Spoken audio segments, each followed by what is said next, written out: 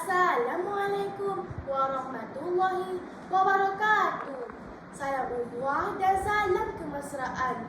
Ikatan kasih untuk para hakim yang bertunjangkan keadilan.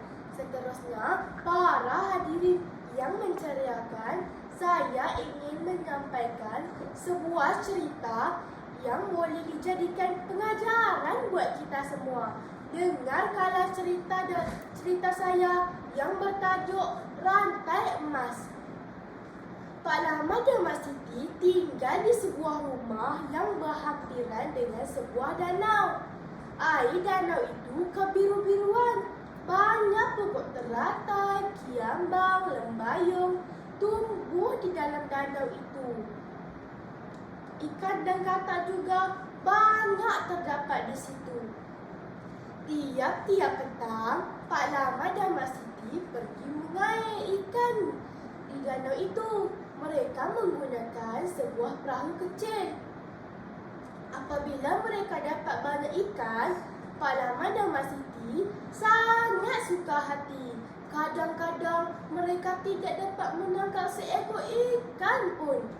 Pada suatu hari seperti biasa, Pak Lama dan Mak Siti pergi mengair. Mereka memilih satu tempat yang tenang airnya. Kelihatan pokok-pokok di situ sedang berbunga.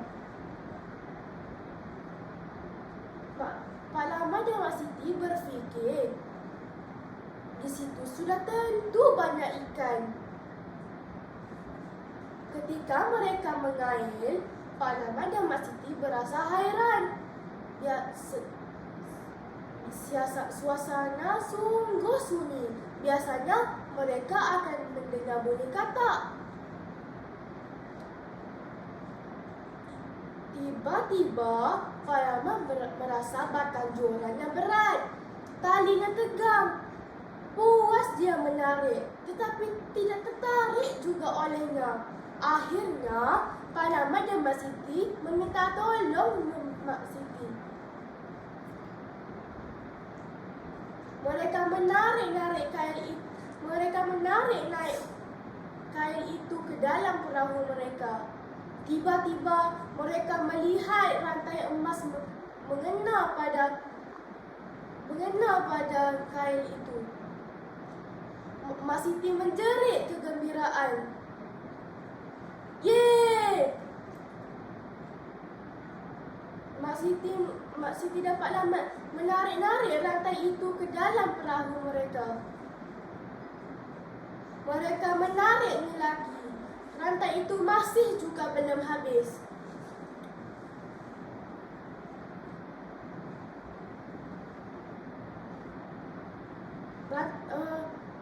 Perahu itu hampir penuh dengan rantai emas yang kuning berkilat. Tiba-tiba terdengarlah bunyi katak. Rat, rat, rat. Pak Lama memberitahu Mak Siti bahawa katak-katak di situ meminta mereka mengerat rantai itu. Kita kerat sajalah, kata Pak Lama. Jangan, Mak Siti membantah. Kerat, jangan. Sambil mereka menarik rantai itu. Akhirnya perahu mereka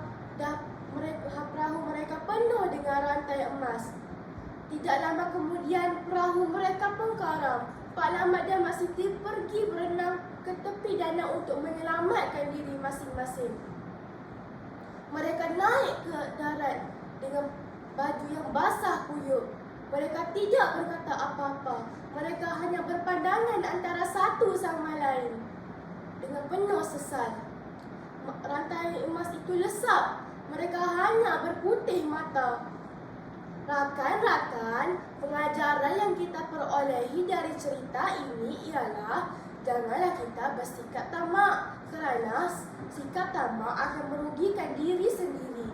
Bersyukurlah seadanya.